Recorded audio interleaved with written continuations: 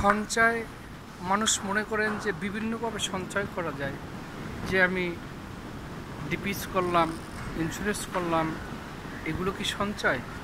আসলে আমরা যেহেতু মুসলমান, তাই ডিপিএস এবং ইন্স্যুরেন্স এগুলো কতটা শরিয়াসম্মত তো সেটা আসলে আপনারাই ভালো জানেন। তাই সঞ্চয় জিনিস আলাদা, আর ইন্স্যুরেন্স ডিপিএস এটা দুটো জিনিসই আলাদা। সঞ্চয় আমি 100 টাকা ইনকাম করলাম, আমি 20 পয়সা সঞ্চয় করলাম, আমি রেখে দিলাম যে আমার পরবর্তী সময়ের জন্য, দূর সময়ের জন্য এটা আমি রেখে দিলাম। সেখানে কোনো প্রফিট হচ্ছে না, কোনো লাভ হচ্ছে না, কোনো ইন্টারেস্ট আসতেছে না। আর ইন্স্যুরেন্স ডিপিএস সেখানে আমার প্রফিট আসতেছে, ইন্টারেস্ট আসতেছে, যেটাকে সুদও বলা হয়। যাই হোক, দুটো জিনিস কেউ গলিয়ে ফেলবেন না, এক করে ফেলবেন না। তবে সঞ্চয় খুবই জরুরি। সঞ্চয় না থাকলে অসহায়ত্বের জীবন যাপন করতে হবে জীবনে প্রতিটা মুহূর্তেই।